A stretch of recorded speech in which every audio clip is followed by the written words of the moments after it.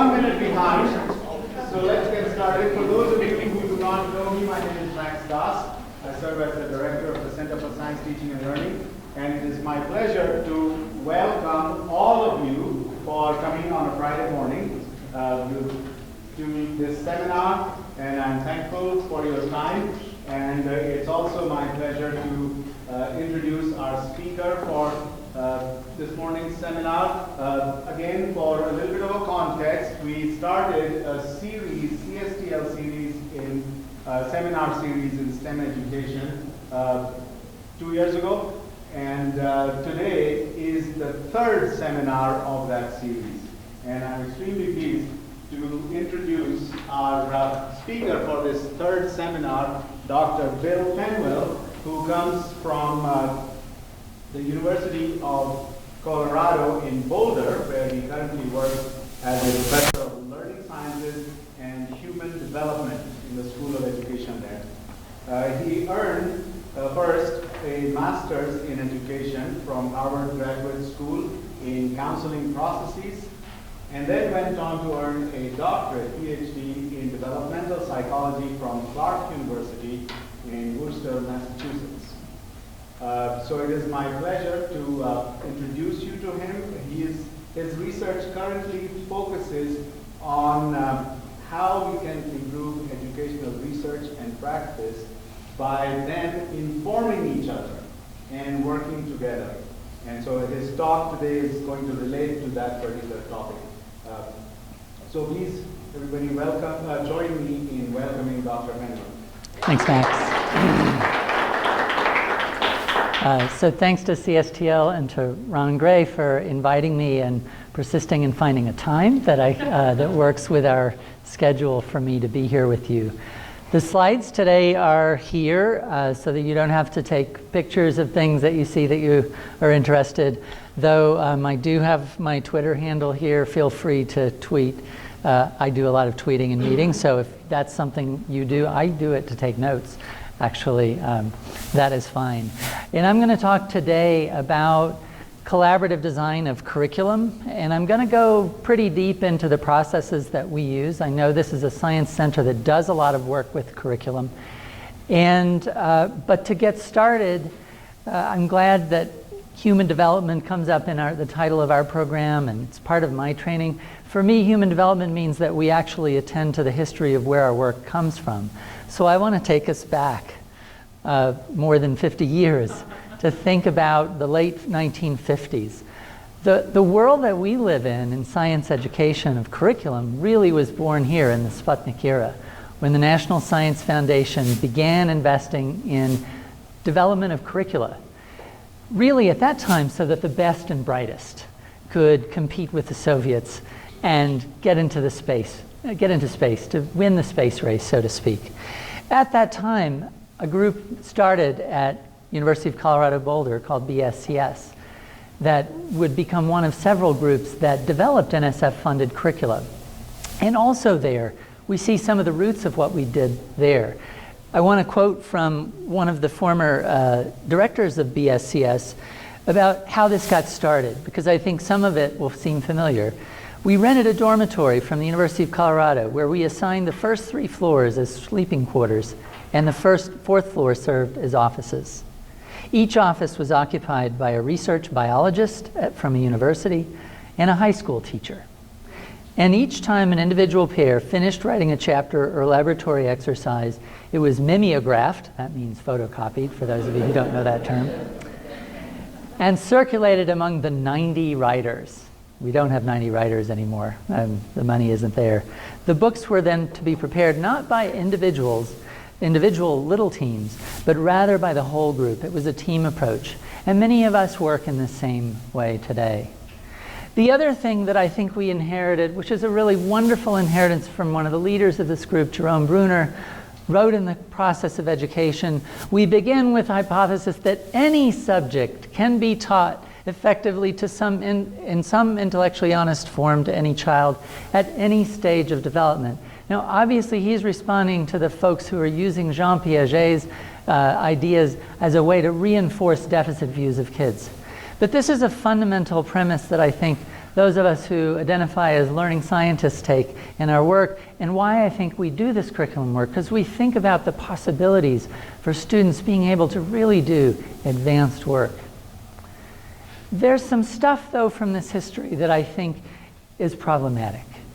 And one is that for Bruner, it really needed to be expert-driven, and the experts were really primarily the subject matter experts, and maybe the psychologists like himself, because that's what he was.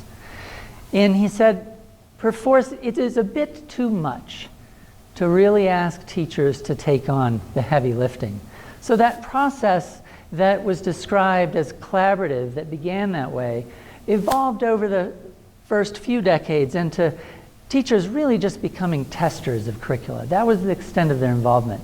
And there was a much more expert-driven process for many years.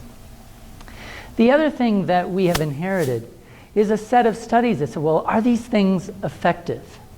And on the one hand, this is wonderful. These are the results of Szymanski's meta-analysis of NSF-funded curricula from the 70s. And so you see this like table of effect size. This stuff works.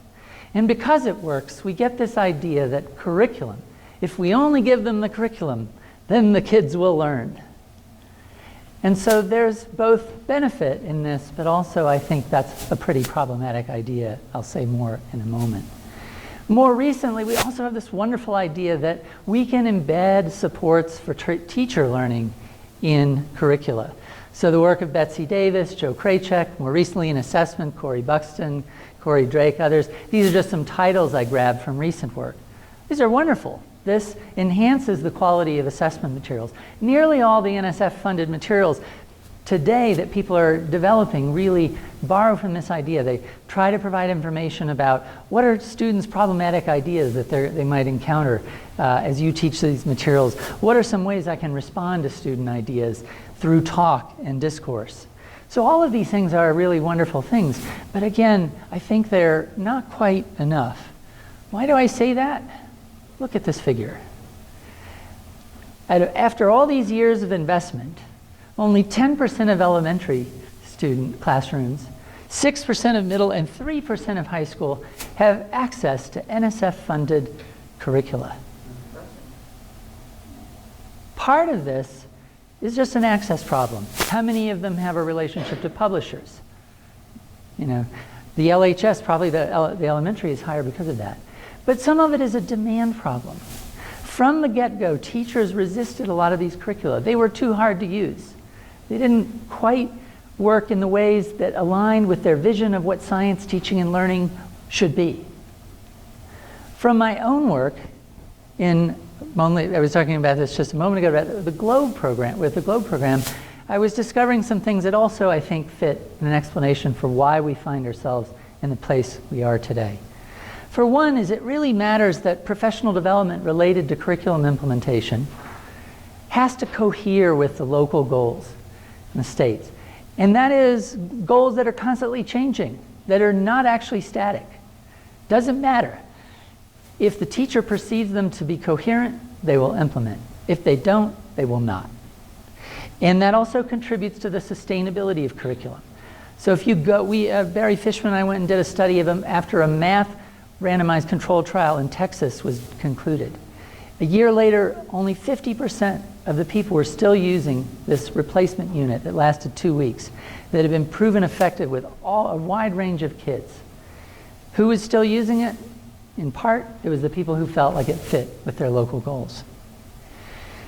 The other set of research that I began to do too was exploring, well, teachers really need to have more of a hand in designing and adapting curricula. And part of that we did as part of the TIDE study.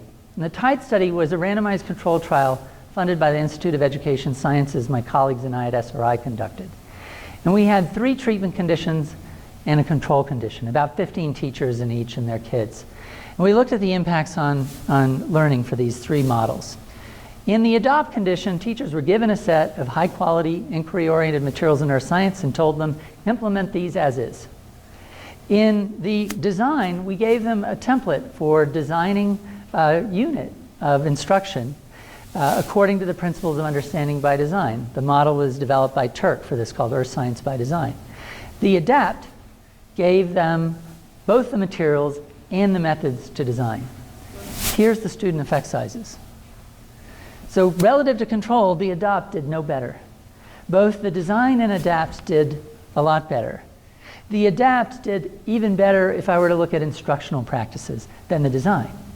So I became convinced that somehow our professional development with curriculum has to involve curriculum adaptation as a core part of how we develop teacher capacity, support implementation, and enhance student learning. But what happened here? The grant funding ended. There was limited ability of the team to address the some 30% turnover from one year to another of teachers in the same assignment in middle grades earth science. And the champions within the districts retired. We were across the country, and an infrastructure that had existed from an urban systemic initiative slowly faded away. What if, though, we imagine a research and development system in which we don't go away? We meaning the researchers. We stick around and hang out for the long haul with practitioners. Our R&D system's not designed to do this. It's designed for us to scale up and get out. But what is that? I liken it to a handoff at high altitude after we've jumped out of the plane. That high altitude means the resources that we got from that grant money to be able to scale up and support it. Where's that money going to come from when the grant ends? But we expect practitioners to just, here, take the baton, it worked. Why don't you keep doing it? So instead, if we want to work in this long-term way, we need a different metaphor or image than this handoff at high altitude. Team rafting in rapids. You guys do some of this here. What are those rapids? They are the turbulent educational environments that are constantly changing. We're riding them together. We're in the boat together. We just jump in somewhere and we stick with it and we keep paddling and keep moving. It's not always in the direction that we choose, and we have to navigate the existing waters. We're in it together though, working in a team, got our helmets on too, because it's dangerous. What if our R&D system is like that? What if it's really organized around these long-term partnerships? Well, what are some of the things that we'd have to do? We'd have to start committing to working together in an open-ended way for the long term. That means not going away when the grant ends, but asking what's the next bit of work we need to do to try to get funded together based on what we've been up to of late. It also means that we've got to be intentionally organized, because if we want to have this more mutualistic relationship where expertise is respected and shared across research and practice, we're going to have structures for that. That's not just going to happen because we invite everybody to a table and say, let's design some curriculum together. And I'm going to talk today about how we do that. Researchers need to study and support implementation. Curriculum researchers in science ed sometimes are probably the worst people to ask to partner, for a school district to ask to partner. Why? Because none of us are interested in or know anything about organizational change. That's the sociologists of education and the sociologists who know that stuff. Now, I don't want to say that too loudly, but I want to offer it as a sort of subtle poke. We need to understand these things. We need to have tools to study implementation, but not also just study it so we can say, well, that didn't work. And no, these educators, they screwed up again, but rather how we can improve it. So we're going to use implementation data to get better. And a key aim therein is to build a system's capacity. Now, I'm going to argue that the system here that we're trying to build is not the educational organization acting alone, but rather the partnership, working together to transform educational organizations. So my central conjecture here is that the activity of building curriculum together can become a means of building capacity. Not just curriculum as a cause for student learning or as a support for teacher learning, but really as a means of building capacity. So what do I mean by that? What are the questions we've got to answer? Well, we better know a little bit about what the work has to look like that's different than the way BSCS did it in 1957, than the way that people have been doing it ever since then, which have been in varied ways with varying degrees of teacher involvement. We have to know what are the system capacities that are going to be important to developing them well, and also the evidence that a partnership can develop that. And finally, we can't forget that what we're after is promoting greater equity and also coherence of the system and greater learning gains for students. The examples I'm going to talk about today are from a partnership begun that's about 10 years ago called the Inquiry Hub. We've had multiple sources of funding through that time, and it includes UCAR, which is University Corporation for Atmospheric Research. The SCS collaborates with us on some projects, but not all, and two departments at CU, Computer Science and Education, and the Denver Public Schools. And we really work together on emerging challenges, most of which right now is focused on next-gen science standards. Our leading activity in that work right now is Curricular Co-Design. We are busy building, we have just completed, I should say, a year-long biology sequence for high school that is aligned to the next-gen science standards. We're turning to Earth Science next. The aim here is to have an adoptable curriculum by the district in time for hopefully what will be NGSS adoption in next year in Colorado. So what is co-design? It's a highly facilitated process. It's a team-based, where people work together in defined roles to design an educational innovation, realize it in different prototypes, and evaluate their significance for addressing a need. These are key characteristics of that I'm going to elaborate on how we do that in our work. For one, the target has to be flexible. In other words, we can't already know everything ahead of time about what we're going to do, show up to our educational partners and say, here, would you like to try this? We have to have a somewhat flexible target. Second, you've got to have a big bootstrapping event. I think most people sort of get that idea. We're going to have a big kickoff workshop of some kind, some way to really get it started.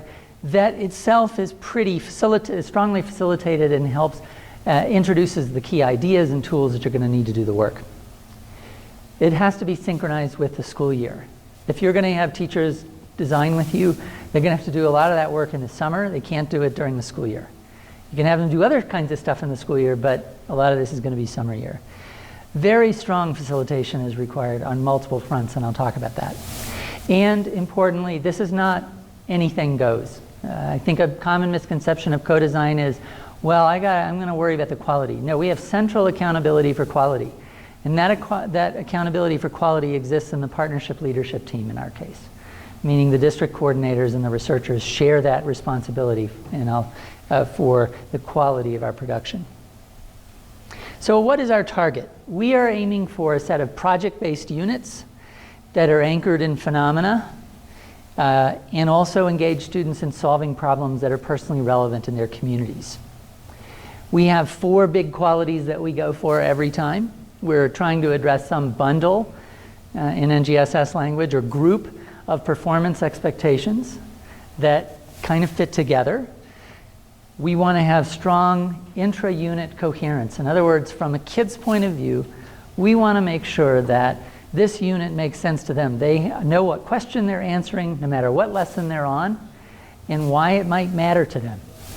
What the answer to the question that they're answering that day is to the overall question. So all of the units has to fit together. We want students to experience the units as personally relevant. Not science and engineering in case I need it, but because I want to or need to know it. And deeply digital. We try to leverage computing power, especially around computational thinking tools. We make a lot of use of tools like NetLogo to help us, but also in the context of our assessment work. So that's our broad target. Within that, we have lots of different potential phenomena that could go on, lots of different design challenges, and lots of ways that we can accomplish these things that we collaborate on. Our bootstrapping event we do 3 things in a 5-day workshop every summer. We select an anchoring phenomenon, we define our design challenge, and we build a storyline, and I'll say what we do in each of these 3. I understand from Ron, phenomena is not a strange concept for this group, but it can be. So these are observable events that occur in the universe. We can use our science knowledge to explain or predict. And the goal here is, I think of phenomenon as really critical for us to accomplish this three-dimensional science learning we talked about in the framework. It is, I don't know a different way, a better way to actually get at how are you going to pull these three dimensions together. If you think of them in these three little silos, which is really easy to do because that's how we always had standards, and you're going to just teach these one at a time, that's not the way to begin. So we really begin with anchoring phenomena and thinking about that. But we have a particular process. So here's one that and the way we get started too is try to think about these as driving questions. So here's one that we thought about and brainstormed for our genetics unit that we wrote last year. By the way, this is of very limited interest to high school students, even though you will find it in you will find lactose intolerance investigations in nearly every science curriculum in genetics. This was very low on our what we found. So we have a very structured process. It takes about a day and a half total time that we go through collaboratively to select our anchoring phenomena for units. And the first step is an unpacking of the focal standards. And by unpacking, I just mean really laying out what are some of the facets of understanding and the disciplinary core ideas we need to have. What are the sort of not existing knowledge kids would need to have brought, in our case from middle school and elementary school, in order to even get access to those big ideas. And for the practices, we really look at Appendix F, for those of you familiar with that in NGSS. What dimensions of the science and engineering practices do we need? And also the same for the cross-cutting concepts. And partly we do that and make everybody do some of that because we think the sense-making that you do gets you primed to think about, well, what are contexts where kids would really need these ideas? I mean, that's the way we think about it, is what are phenomena or design challenges where kids would absolutely need an understanding of this in order to explain the phenomenon or solve a problem related to the challenge? We then brainstorm, both researchers and educators, a set of candidate phenomena. And what we do is we frame a driving question around them, and then just a two-sentence description of what it could be. And then a really important step for us is, and this is why we do some of this work before our big bootstrapping event, is we actually conduct a survey of those teachers' kids who are current ninth graders. The kids, pay it forward. Your teacher is going to be designing a new unit this summer. Here's 10 things that they could be designing it around. And we give them the driving questions and ask them how interested they would be in it. We look at data that includes the average, we want a high average, the standard deviation, we want a low one of those, and the ratio of those two things. And when that ratio is high, think about it. It says there's high interest and there's limited variability around the interest. So this is likely to be a phenomenon that's of great interest. And hang on, I'm going to show you some data at the end because we introduced this between our first two units, and you'll see a big difference in kids' ratings of the curriculum. And finally, we synthesize that evidence from student interest, our unpacking, our brainstorm, and pick an anchor. And that takes us about a day and a half of work at least. Once we have that phenomenon, we try to think about together an engineering design challenge. Why do we do that? That's actually for us a really important equity strategy. In fact, it's one of our core equity strategies. We want every kid to see how science is relevant to their everyday lives, to the problems that they see in their communities and so forth. And so that's another thing, is it's got to connect, it's got to break open the school walls. It cannot be a project by definition that is limited to the classroom as the audience for this. There must be an external audience, and including sometimes external judges of the quality of students' designed solutions. So just to give you a flavor for our biology ones, in our ecosystems unit, students choose a tree to plant. We are partnered with the Denver Parks and Rec, and the plant that they choose for their schoolyard has to maximize biodiversity and ecosystem services in their local area. So if you think about that challenge, think about all the stuff they've got to learn, like what's biodiversity? What does it mean to maximize services? What are the relationships of trees to other organisms? Why should I care about trees in the first place? So that's the challenge for ecosystems. Our infographics are just out around DPS health clinics, so community and school health clinics. Students make an infographic that helps explain to people who are patients or clients there in those clinics why they should follow the CDC guidelines regarding antibiotic use, because the unit is organized around the evolution of antibiotic resistance. And in our genetics unit, students are exploring first developing a genetic explanation for Duchenne muscular dystrophy, and then they learn about this really cool and frightening thing called CRISPR. I mean, you know about CRISPR, some of you are nodding. CRISPR is this very precise gene editing technology. They learn about how it works and begin to debate the ethics of it. And on May 6th, our students will be going to the district office. We'll have community members and peers, and they will be designing a Café Scientifique, which will be a kind of a democratic dialogue informed by data from their own units that they'll be facilitating. So the other thing we do, we don't try to build lessons, we actually just build a storyline. This is drawing on the approach of Brian Reiser and colleagues at Northwestern. We did not know how to do this the first year we did it. Brian came for a couple days, we tried to do it on our own, and finally we're like, all right, you gotta bring your whole team, and you gotta like really show us how to do this. So when we revised our evolution unit that we really had them help us learn how to do this. And I'll say more about what I feel like I've learned from that. But that storyline really puts students in the driver's seat. The basic idea behind a storyline is we want to try to anticipate, given the phenomenon, if we want to develop an explanation for this, what are the questions kids are going to want to have questions about, and how can they drive the answering of those questions?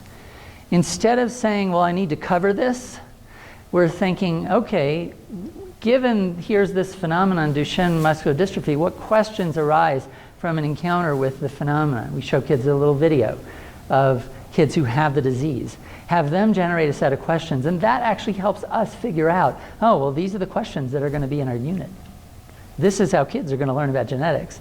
It's really by answering their questions, and we try to sequence that so that knowledge builds incrementally over time. And at the end of every lesson, we come back to what did we figure out, and these little colors are coded to DCIs and CCCs, and then also a new set of questions. So every lesson ends with a set of questions we try to anticipate. Here's an example from our evolution unit from One Bend. I've got a link up for this. This is freely available at the Next Gen Storylines. You can see it. But one of the things I'll point out to this, so we have a lesson level question, a three-dimensional learning objective here, some phenomena that are investigative that kids work with. They start out here with this frontline video with a kid with MRSA. And then this really remarkable thing about the storyline is that you will not see a teacher action in here anywhere. It's a sequence as if the first person view of a student going through the curriculum, or first person plural. We did this together. And it's a really profound discipline to write your curriculum this way.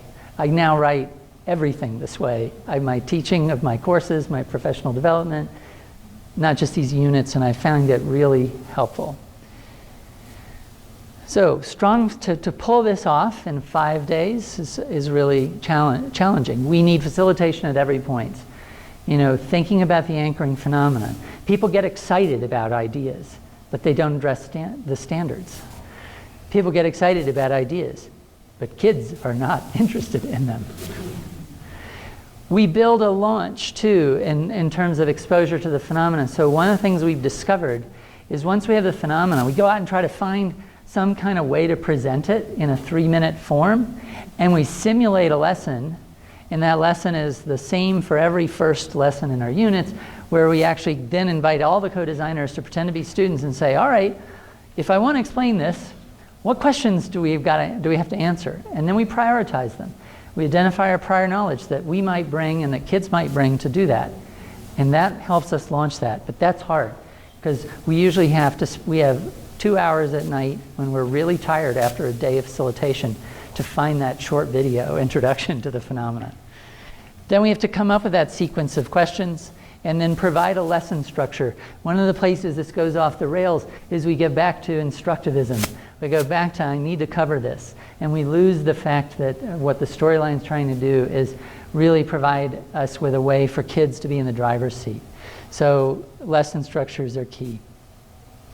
Central accountability, where does that come in? So I said, what are we accountable to? It's the vision.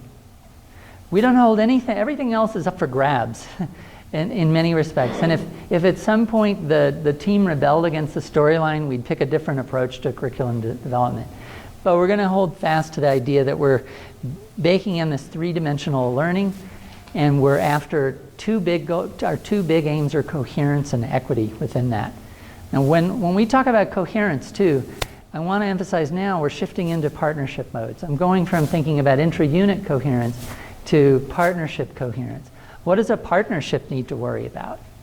If you want your teachers to implement your curriculum, everybody at every level of the system has to have the same vision of what good science instruction looks like. That's called vertical coherence. If you want teachers to implement things, the assessments can't be off kilter and be measuring 1D learning when you're doing more ambitious science instruction. Your pacing guide can't tell you to march through content at a certain speed when the storyline says it's got to go slower.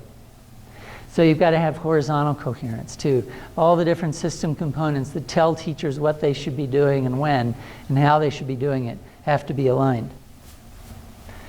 When we talk about equity, we mean three things specifically when we're trying to promote it. One is that opportunity to learn.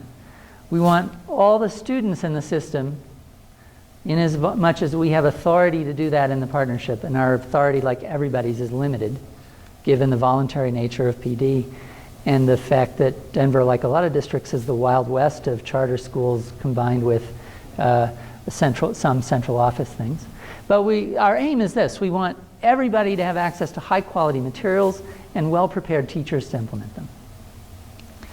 We want inclusive instruction. And I've mentioned this relevance criterion already and how we try to instantiate that. We want instruction that's relevant, and we want the materials to engage students that are really meaningful to them. And the storyline is our current way of really trying to ensure that. And in terms of student learning outcomes, I think what we want to say is the performance. You cannot know what you cannot know the race, gender, class, or culture or language background of a kid based on their performance on an outcomes test. That's how I put that. I mean, that's a way to say that. I shouldn't be able to predict these things.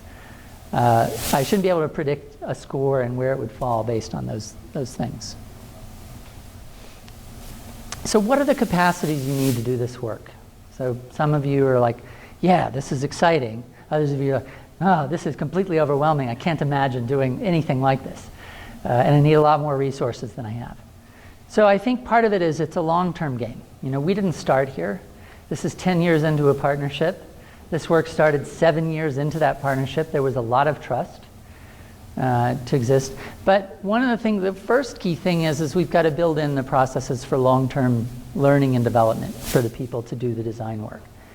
That has to be part of the system. You can't just be doing, you've got to be supporting the learning.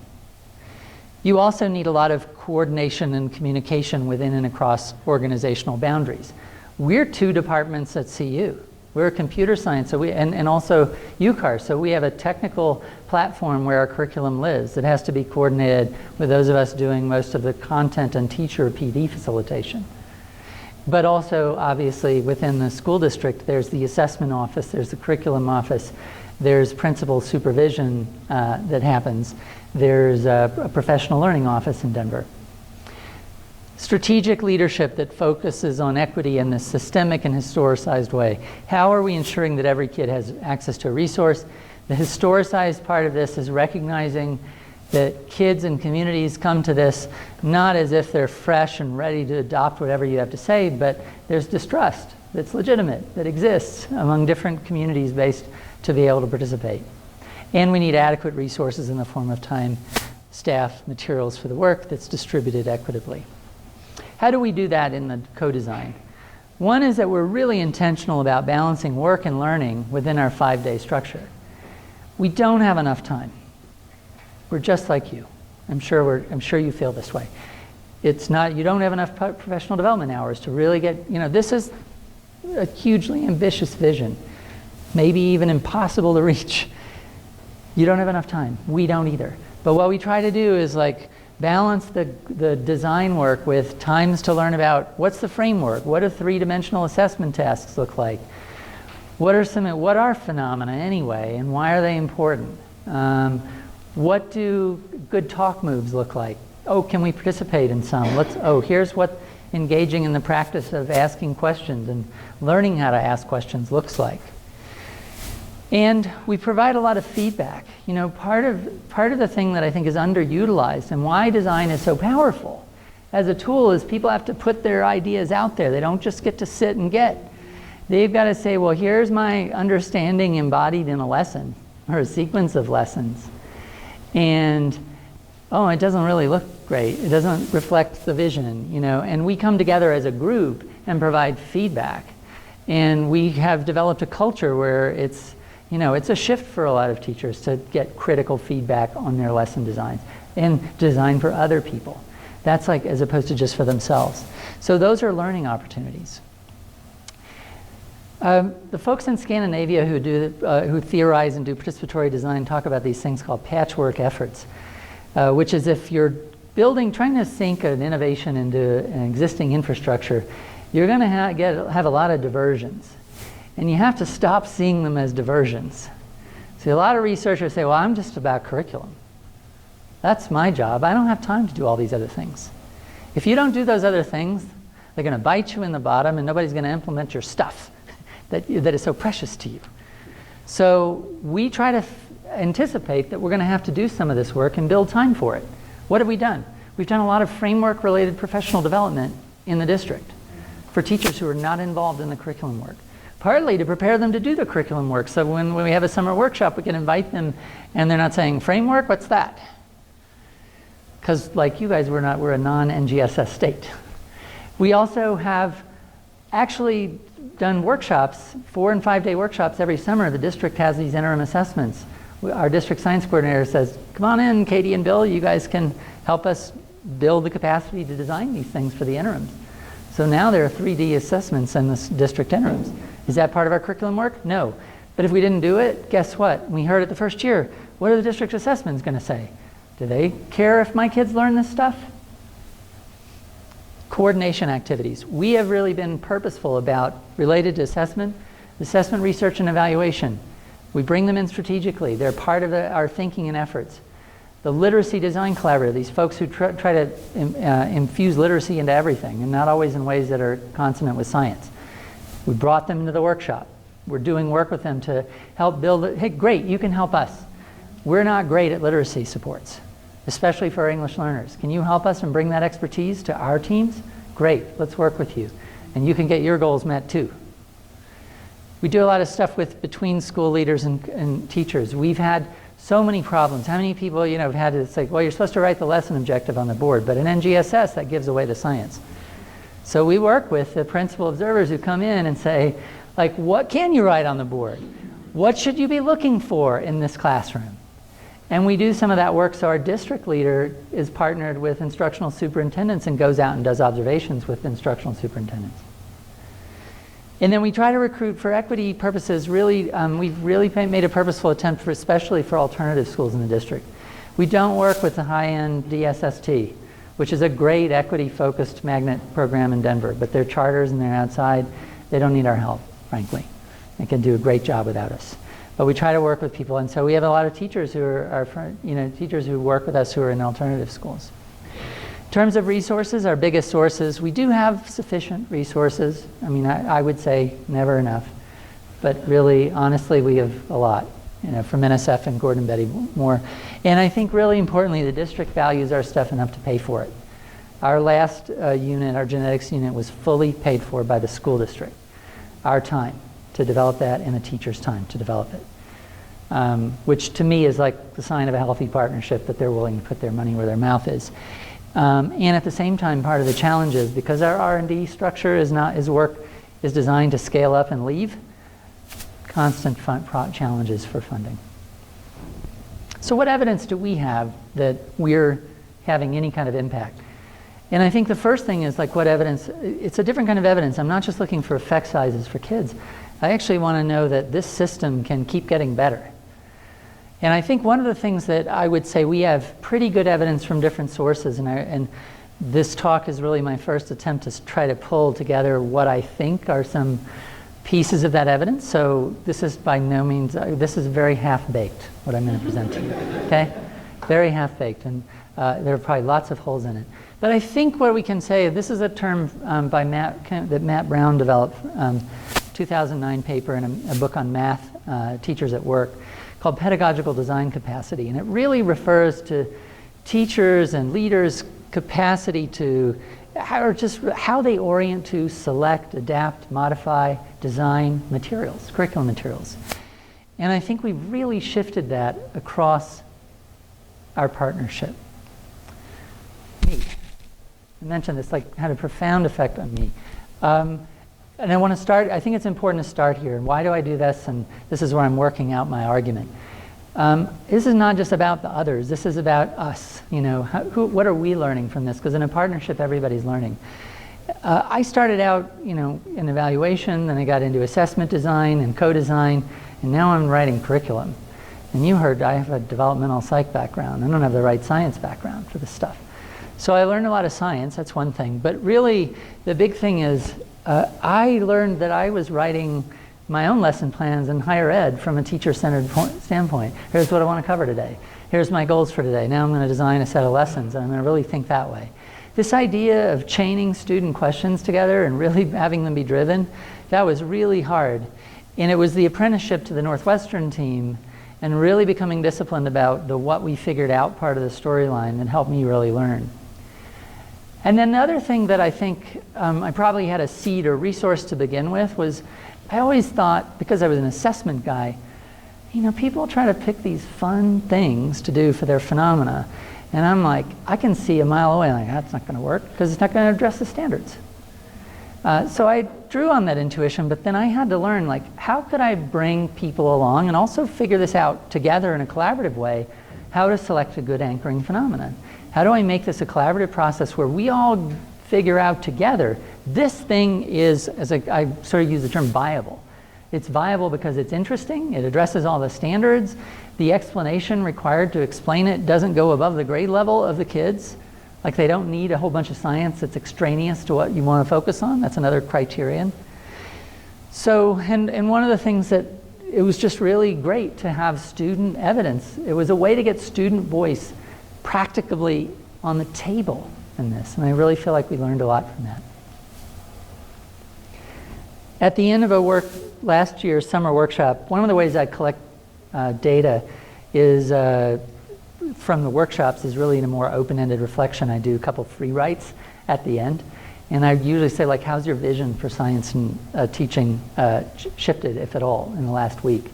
Here's what our district science coordinator said. Although I spent 10 years in the classroom and engaged my students over the years in some pretty good inquiry-based lessons and activities, they never rose to the level of student-directed learning that I witnessed through this process. He uses the word witness, which is really interesting because he was active after day 2 in the storylining process. He was working on our evolution unit on our common ancestry bend. And so he was really part of it. What strikes me most is the idea of driving students to want to ask questions after working through an activity, and not only to get them to want to ask questions, but to guide them to ask the questions you plan for in order to set up the next activity. I can't underscore how this is really actually the core of storylining. Because if we can't let the kids go off the rails in any direction, we are trying to guide them towards the things that we want them to learn. So he really, like, in this, he just nails it. He nails the paradox we're trying to deal with, or the contradiction we're trying to wrestle with, the dilemma that we find ourselves as we write these lessons units. We have a student from Harvard who's studying us, and I asked her, I said, don't cherry pick, but give me a few examples of, I said, I'm giving a talk on teacher capacity. Tell me, pick some things to share with me that you're comfortable sharing, from our teachers that you've been interviewing. So she's interviewing teachers all year long, 3 times a year, and also the researchers. And so here's a couple I'm going to give. So my understanding has grown so much more than it would had I not engaged in some of that creation. So speaking directly to the value of design as helping her learn. So they built my capacity to understand and to lead. That's the biggest help. Now I feel so much better about leading outside the iHub work. I feel much more confident and competent when I'm leading teachers in that stuff.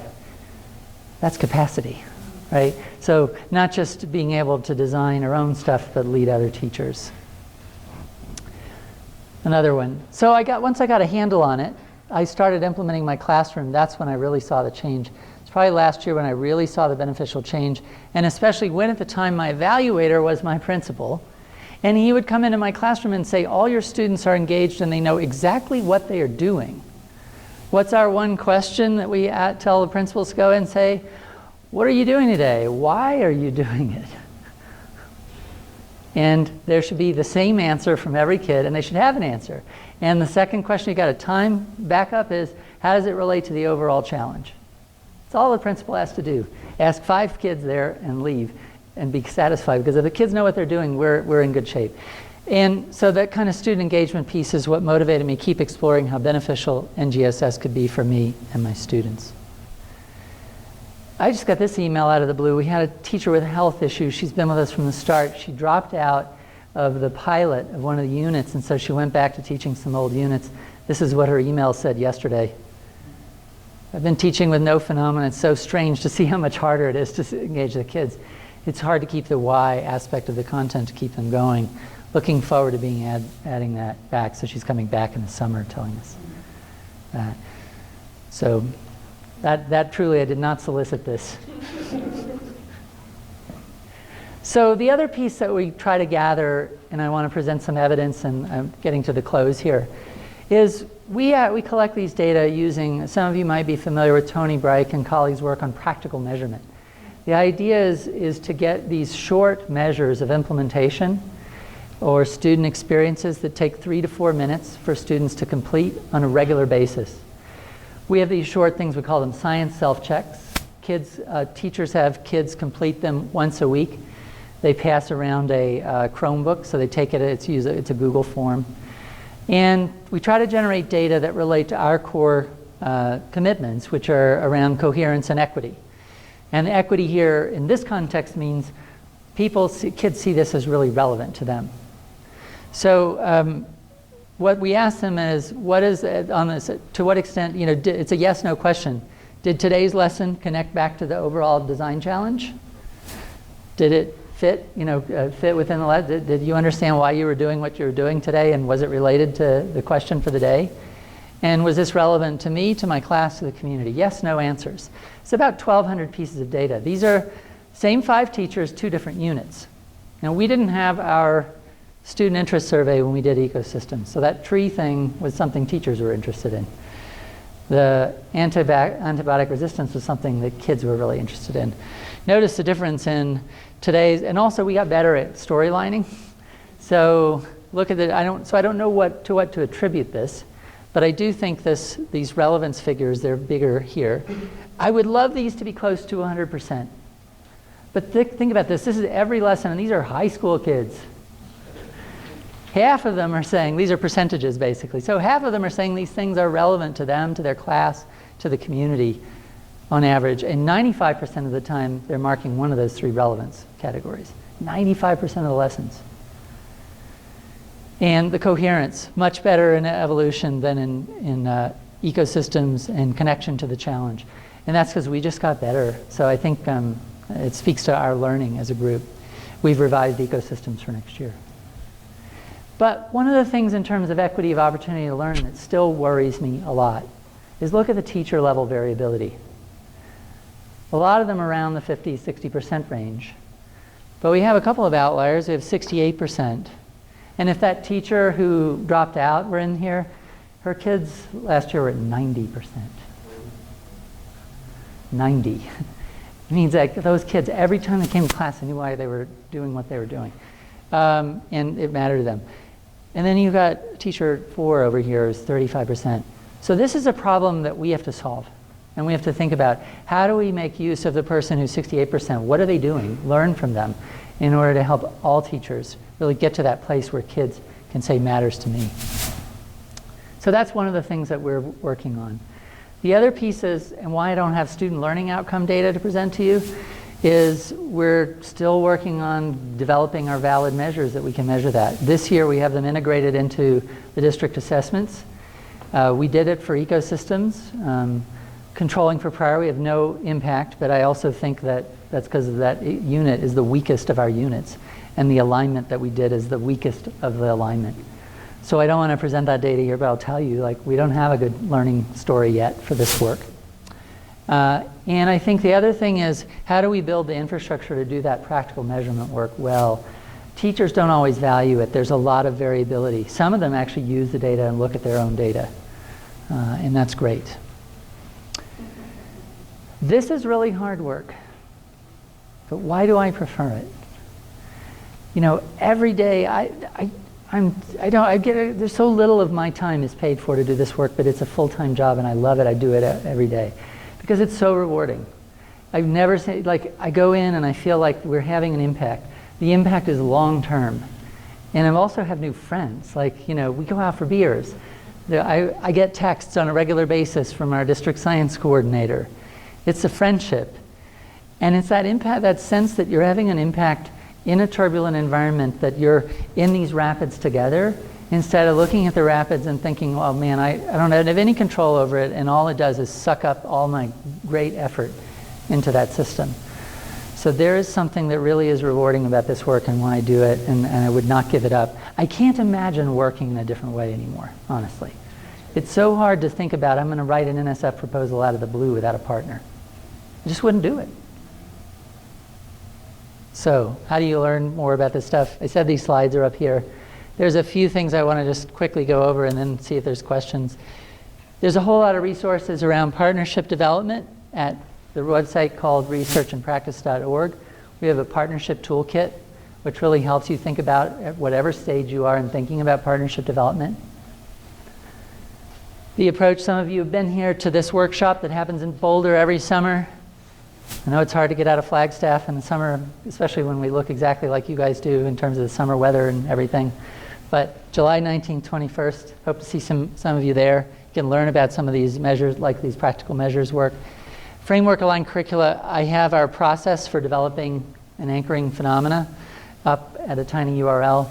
And also, there's a nice thing at Phil Bell's website.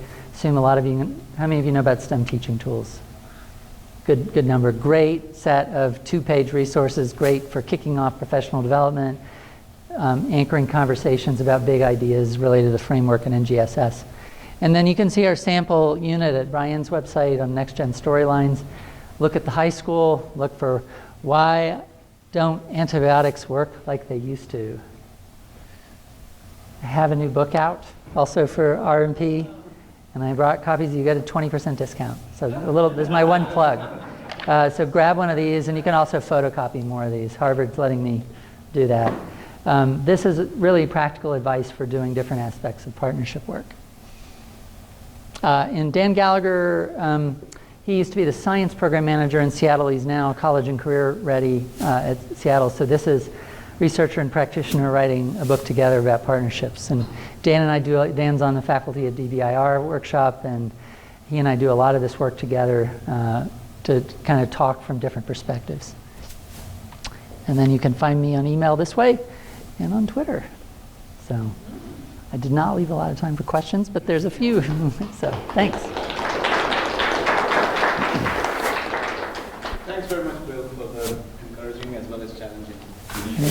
Our official time slot has only 5 minutes left, but I think that people who are able to stay can stay and continue to ask questions. So we will entertain some questions. And after that, before too many people leave, I would like Ron to please explain what the rest of the day looks like in terms of Bill's time, so that if people want to interact with him more, how can they do that? All right? So a few questions first, and then Ron. So after you brainstormed the phenomena and then focused curriculum to the students, did you see any patterns between the type of phenomenon, their interest, and then variability around that? It's a little unpredictable, actually. I think that's why I like getting evidence about it, because there's just often a mismatch between what we're interested in as adults and what kids are. So that's why I argue if you have the time, these surveys don't take very long to do the way we do them. Get the empirical evidence to support your claim that this is going to be interesting. Yeah. I'm kind of a piggyback question. So you have to take those surveys before the end of the school year, right? Yep. And then you work over something. Yeah, that's right. Okay, so would you Yeah, we will recruit our teachers first.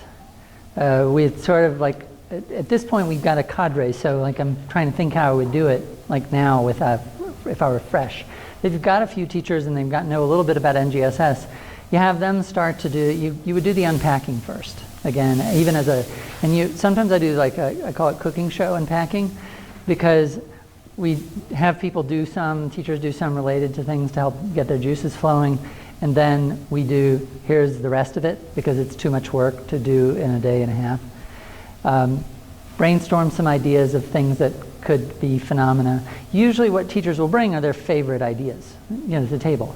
Turn that into a driving question that you would present to kids, like how, and say, it's really simple, like, here we're doing this, here's the topic. You've already studied this year because you're at the end of your 9th grade year. How interested would you be if you're, if you were a 9th grader and you're answering this question for a unit? So we aim for a list of about 10 to go into the survey, and then that usually knocks them out, the survey does. Does that get refined year after year? Yeah, we've refined this way. Like one year we asked, the first year we did it, we asked, how many days would you be wanting to spend on this?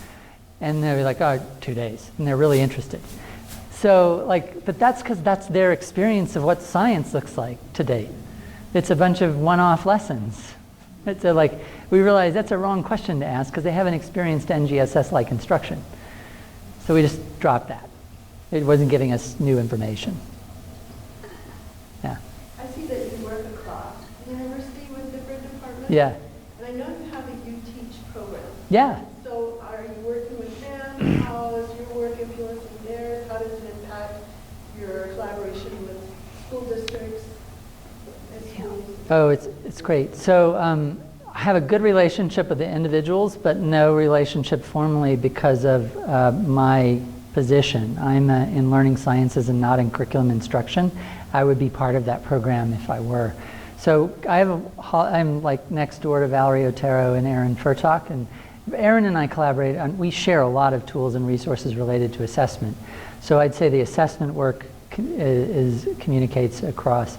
But these are silos that exist at CU that are unfortunate, So I'm not in the teacher ed program, actually formally, even though I spend most of my time doing teacher education. Yeah, because I can see we're smaller here. So unless we silo across, then it's going to be hard to do this in our one district. Yeah, no, that's right. You've got to. Similar page. Yeah, no, you have to be on the same page, and I feel like we're on the same page.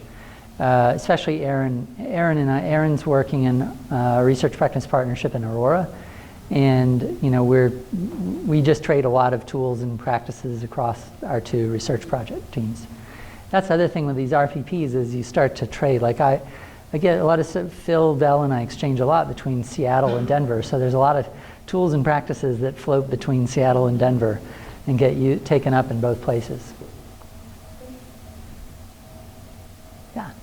I just did not taught high school in Northern Colorado. Oh, wonderful. So I find this interesting. But my question, you mentioned the central accountability. Yeah. You came back and kind of discussed before you're coming back to. How do you measure that? How do we measure that? How do you know you stayed there? How do you know Yeah. Well, we actually submit our materials to Achieve. So that's one way, like that in terms of quality. So EQUIP is kind of the standard rubric that's emerging for NGSS. We also do have scientific advisors who we send out our materials for review. So that's on the science side. And then I think the other how do we know question is the empirical. Do kids find it interesting? So the data that I presented about kids' perception of the materials. I think, and then finally student learning. Those are just, I think we need multiple sources of evidence around have we accomplished our goals. It's not a one, the problem with the effect size approach is that's just one dimension, honestly. So the curriculum worked. Did it build the capacity? And if the curriculum itself changes and goes away, but the people are still there, can they take what's new and still produce student learning gains? It's a high bar I set for our team, actually. I wonder if you could speak to what the facilitation looks like, especially in the summer workshops. and how that's changed over 10 years. Yeah. Well, I think it's still very much driven on the CU side. Although one of the things that's shifted is our district science coordinator comes to our research team meetings. And he's actually in fact, this is a terrible term, he's a person of interest in our human subjects. So he's allowed to be part of conversations around teachers and also help us with when he shares his observations, and we've just recently done that. Like, it's really cool, like, to have that crossover. So that's one thing that's shifted. How has it changed? You know, what are some things that have shifted, or what are the big? What it looks like too is, like, I'm happy to share these things. Like, it's a set of this massive Google slides that sort of we build out 1 or 2 days, and then it's really open the last 3 days what it looks like. And that's really emergent. But we know that we start off with these anchoring phenomena, and we've got the storyline, and then we kind of leave the last 3 days to, like, whatever is going to come up, and when we see a sense of learning need, like, oh, people don't understand this, we better pause and do something here, you know, that's different than design. Or there's lack of coordination across the teams. I think 2 things that we've evolved is smaller design teams, fewer teams per unit, and so that we minimize the coordination across subparts of a unit. And there's a third one. Oh, lesson plan templates, which we call affectionately the Bob the Builder template. Because where things were getting off the rails were the translation from the storyline into a student-centered lesson plan. So we have what I call, like, it's our version of 5 E's. Every lesson is, what did we figure out last time? And what questions did we come up with? How might we go about doing that? Do that. What did we just figure out? What questions do we have? And where might we go next? Every lesson. So, like, that's now a lesson structure. And we discovered when we didn't have that, everybody went back to their heads and wrote the lesson that they had in their mind to teach X, you know, whatever that was, X is. I had one question too. Some of the projects that we have done here at the center are longer term projects, thankfully. And you mentioned a key of building some system capacity. I'm just curious how you measure that system capacity. Yeah. It's been a challenge for us. Well, you can see I'm still working at that argument too. Yeah. So one is the Kim's dissertation, Kim Fruman's dissertation, is one way that we assess it, is like the regular interviews with every team member from somebody outside the team related to things that they're experiencing and learning from the project.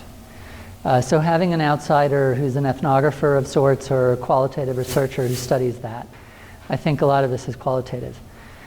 Another mode that Dan and Phil have done in Seattle is use social network analysis to trace the building of social networks around conversations around curriculum and the framework. And they've been able to document ways that those networks have been strengthened and expanded over time using social network analysis. We're not doing that on this project.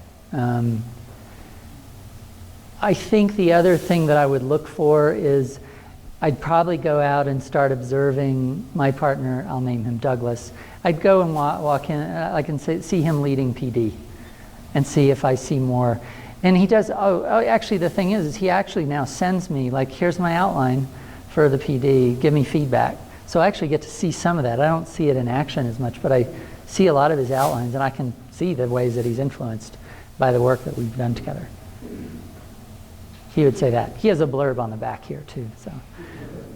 Thanks very much, Bill. Great. Yeah, sorry, let you guys go. I'd like to, for the benefit of those of you who are advanced planners, announce that our next seminar in this series will be during the fall semester on November the 3rd. If you want to put it on your calendars right now, it will be delivered by Dr. Elizabeth Penuel, who is a mathematics educator.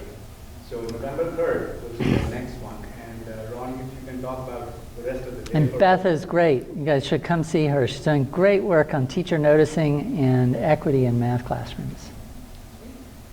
I'll plug Beth. We have a little bit of time until about 10 till say, and then we're all going to meet at in the lobby here at 1 o'clock if you want. We're just going to walk into town for lunch until about 2 o'clock, and then I think that's probably the end of the opportunities because he's got a couple meetings later in the afternoon. So if you want to meet at lunch, we'll go at 1 o'clock. Thank you all very much. Thank you.